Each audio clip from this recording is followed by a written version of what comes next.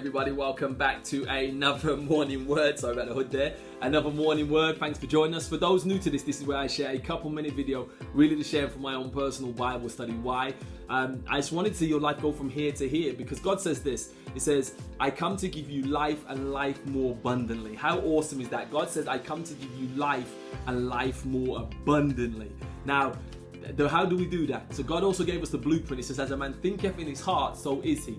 So if we can think like God, there is nothing that we can't achieve. There's no valley that we can't come through and no mountaintop that we can't reach. I truly believe that. So let's get into this. We're going to be reading from the book of Judges, and we're going to be reading from chapter 6 verse 25 to 27, and he reads this. That same night the Lord said to him, take the second bull from your father's herd, the one 7 years old. Tear down your father's altar to Baal and cut down the Asherah bowls beside it. So Gideon took 10 of his servants and did as the Lord told him. But because he was afraid of his family and the men of the towns, he did it at night rather than in the daytime. I'm going to call this morning's word, don't fear their reactions. Don't fear their reactions. Now, Gideon had a great call to raise up to become the leader of Israel, okay, to take them out of oppression, okay, and lead them into victory. But rising up, okay, into that position that God was calling him to be would also make him unpopular, because he would have to go against the grain and do things, okay, that, you know, the mainstream was doing. He was have to go against the grain, okay, follow the one true God, get rid of all, you know, the false religion and stuff like that. Okay, get rid of the false symbols that were around the camp at the time. And he understood that when he did that in his own family and those around, it was going to make him unpopular and people were going to hate him for doing that. That's just fact. So what we have to understand in this is that Gideon still did it. The Bible says that he was afraid, but he still did it. Why? Because his why was bigger than the fear. His why he was doing it was bigger than the fear. And we have to be like that. Sometimes we're fearing people's reactions, people's opinions, okay?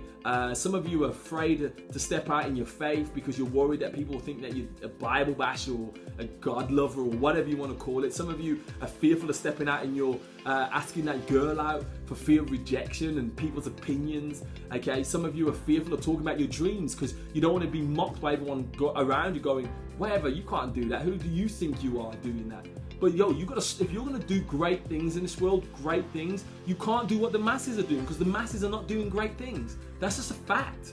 Okay, so you have to get rid of people's, fear of people's opinions and say to yourself, I'm gonna do what's the right. So here's the question in the morning. The question in the morning is this: is fear of people's opinions stopping you from following your purpose? Is fear of people's opinions stopping you from following your purpose? Here's the lesson of the day. The lesson of the day is this.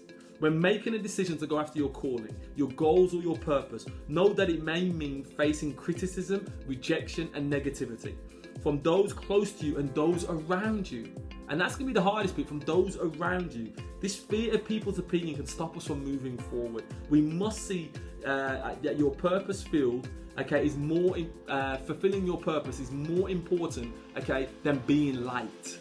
Being liked is not your purpose. Fulfilling your purpose is your purpose. So here's the action today. Do the right things always and ignore the opinions of people, of their negativity and of their criticism. Okay? If you want true peace comes from doing great things. When you're doing great things, you'll have a peace. Even if everyone doesn't like it, at least you know you did the right thing and you can have peace with that. So God bless you. As we always say with Gen Hope, God's gift to us is life.